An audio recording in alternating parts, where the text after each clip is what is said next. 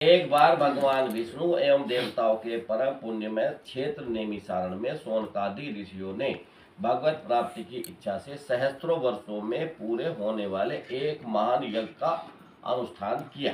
क्या इच्छा थी? एक यज्ञ करने की, भगवत प्राप्ति की इच्छा से। एजेंडा क्या है? प्रश्न प्राप्ति क्यों कर रहे हैं?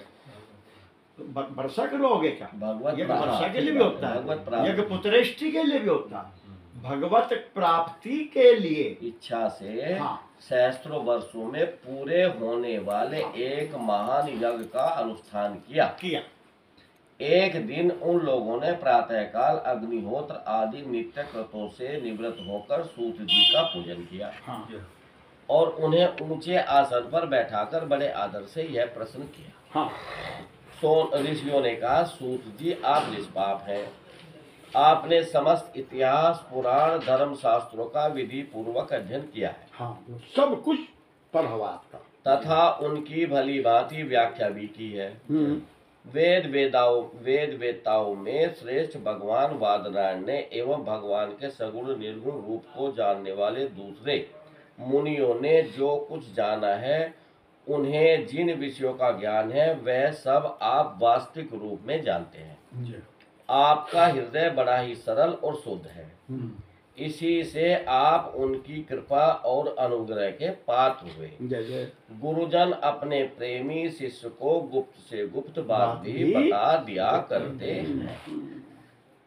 ये पार्वती की भी चौपाई है जो पार्थ अधिकारी जो है पावई, पार्वती ने शिव जी से कहा कथा सुनते हुए उनको वो आयुष्मान, आप कृपा करके यह बतलाइए कि उन सब शास्त्रों पुराणों और गुरुजनों के उपदेशों में कलयुगी जीवों के परम कल्याण का सहज साधन आपने क्या निश्चय किया है? देखो, अब यहाँ ये 3 प्रश्न करेंगे और ये 3 प्रश्न आपको याद करने हैं।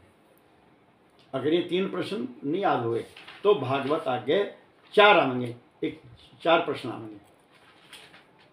अगर ये 4 प्रश्न ही बेसिक आधारभूत प्रश्न हैं श्रीमद् भागवत की कथा के, इन 4 प्रश्नों का उत्तर ही सूत जी देंगे आखिर तक पूरी कथा। तो इन प्रश्नों को आपने अगर समझ लिया और इनको खोज लिया कि प्रश्न क्या क्या करे इन्होंने, और उनको आप लिख लें घर जाके, तो 4 प्रश्न आप रोज पढ़ लो तो आपको भागवत पढ़ने की जरूरत नहीं है, वे प्रश्न उत्तर दे देंगे आपको। क्योंकि ये प्रश्न ऐसे हैं कि इन्हीं में उत्तर है, और अगर प्रश्न आप भूल गए तो कोई कितना ही उत्तर दो, जब आपको नहीं पता कि ये क्यों, क्या है, क्या सुना रहे, क्यों सुना रहे, प्रयोजन क्यों सुना रहे, ठीक बात, तो आप पढ़ने कुछ नहीं पढ़ना है, नहीं पढ़ना। तो प्रश्न ही मुख्य होते हैं, तो इन प्रश्नों पर ध्यान दो। अपनी श्रीमद् भागवत में उनको नोट करके उन पर नंबर डाल लिख लो। अगर ये भागवत आपको इससे लाभ उठाना हो, और जिसको बेचने हो या बाद में तो महंगी बिकेगी, गंदी नहीं हो रही, जैसे ललित जी की बिल्कुल गंदी नहीं होने की, तो महंगी बिकेगी। झांसी छोड़ने वाली गली में जैसे स्कूल की किताब बिके ना, तो बच्चों की मैं बढ़िया लें जो साफ किताब धरी, जो फेल हुआ उसके जुग तो धरी कबरिया, कबीर दास ने ऐसी ओडी जुग तो धरती कहेगी ठीक है। आप संत समाज के भूषण हैं। हम देख लो, इस कलयुग में प्राय लोगों की आयु कम हो गई है, साधन करने में लोगों की रुचि और प्रवृत्ति भी नहीं है। ठीक, हमारी जैसी स्थिति है सब। लोग आलसी हो गए हैं। बिल्कुल हमारी बात हो रही है। उनका भाग्य तो मंद है ही, समझ भी थोड़ी है। भाग्य तो मंद है ही हमारा, समझ भी थोड़ी है। बिल्कुल। इसके साथ ही वे नाना प्रकार की विघ्न बाधाओं से घिरे हुए भी रहते हैं। सभी हैं, परेशानी है। गुरदास ने लिखा, शास्त्र भी बहुत तो अवधि जी या मैं बहुत सोच बहुत प्रॉब्लम घर की, यहाँ की, हर आदमी ग्रस्त है। तो ऐसी स्थिति में उसके साधन का क्या प्रश्न आता, प्रश्न अभी नहीं आया, परंतु उनमें एक निश्चित साधन का नहीं, अनेक प्रकार के कर्मों का वर्णन है। ये कह रहे थे शास्त्र भी बहुत से हैं, परंतु उनमें एक निश्चित साधन का नहीं, अनेक प्रकार के कर्मों का वर्णन है। साथ ही वे इतने बड़े हैं कि उनका एक अंश सुनना भी कठिन है। आप परोपकारी हैं, ये वो कह रहे थे ऋषिदेव साहब। हाँ, ये प्रश्न कर रहे हैं। अपनी बुद्धि से उनका सार निकाल कर प्राणियों के परम कल्याण के लिए हम श्रद्धालुओं को सुनाइए, जिससे हमारे अंतःकरण की शुद्धि प्राप्त हो। प्यारे सूत जी, आपका कल्याण हो।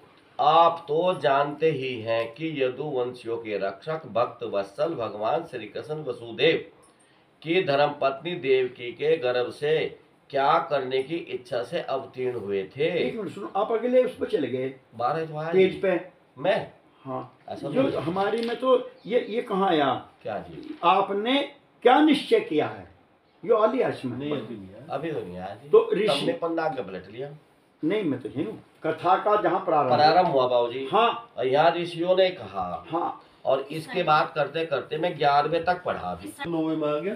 हाँ, आप आयुष्मान, आप कृपा करके यह बतलाइए कि उन सब शास्त्रों, पुराणों और गुरुजनों के उपदेशों में कलयुगी जीवों के परम कल्याण का सहज साधन आपने क्या निश्चय किया? हाँ, तो ये प्रश्न नंबर 1 है। अच्छा, आपने क्या, आप बताओ, आपने क्या डिसाइड किया है? आपको क्या लगा? जीवों के परम कल्याण का सहज साधन आपने क्या निश्चय आपने किया? तो सारे वेद भी पढ़े, पुराण भी, शास्त्र भी, सब कुछ पढ़े। तो आपने बताओ, आपने क्या डिसाइड किया? आपने कौन सी गोली डॉक्टर से पूछा, कोई सबसे बड़ा सीनियर वर्ल्ड का, कि आपने आपके हिसाब से क्या है इसकी दवाई? क्या दवाई आपने तो कोई जिससे जीवों का कल्याण हो? क्योंकि दवाई तो सब बहुत बहुत बता रहे, ठीक बात है, दुनिया भर की लिखी, आप कहा अलग अलग बता रहे, साधन अलग अलग बात बता रहे सब। हाँ, हम आपसे पूछना चाह रहे हैं, क्योंकि हम आपसे बढ़िया किसी को नहीं समझते। इसका जो पर है ना कि ऐसी स्थिति है और नु है हम, हम फंसे हुए हैं, अपने प्रेम से मंदबुद्धि हैं और शास्त्र बहुत हैं, हम तो उसमें कंफ्यूज हो रहे। ये सारी, ये एक तुलसीदास जी का पद है जो कहते अल्प तो अवधि जीव, अब कल युग में थोड़ी सी तो उम्र है, 50 60 70 देखे। आपने क्या निश्चय किया? सुगम साधन जी का क्या अपना निश्चय है? अपना निश्चय आप हमें बता, ताकि हम आपके अनुभव का फायदा उठा लें। ठीक बात। अब 11वां श्लोक शुरू होगा। हाँ, शास्त्र भी बहुत से हैं, परंतु उनमें एक निश्चित साधन का नहीं। हाँ, वही है जी। अनेक प्रकार के कर्मों का वर्णन है। साथ ही वे इतने बड़े हैं कि उनका एक अंश सुनना भी कठिन है। आप परोपकारी हैं, अपनी बुद्धि से उनका सार निकालकर प्राणियों के परम कल्याण के लिए हम श्रद्धालुओं को सुनाइए, जिससे हमारे अंतःकरण की शुद्धि प्राप्त हो। प्यारे प्यारे सूत जी, आपका कल्याण हो।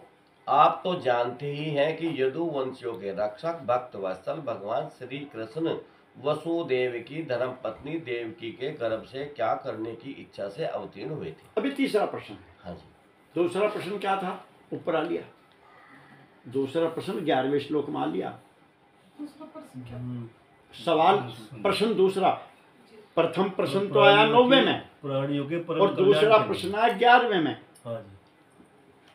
सवाल ही साधन, हाँ, निश्चित साधन क्या? पढ़ लो 11 को, फिर पढ़ लो। क्या दिक्कत है जी? हाँ, शास्त्र भी बहुत से हैं, हाँ, परंतु उनमें एक निश्चित साधन का नहीं है। एक निश्चित तो नहीं, सब विरोधाभासी हैं जी। एक शास्त्र कुछ का, दूसरा दूसरी काट कर देगा। तो इसमें साधन का प्रश्न, साधन क्या?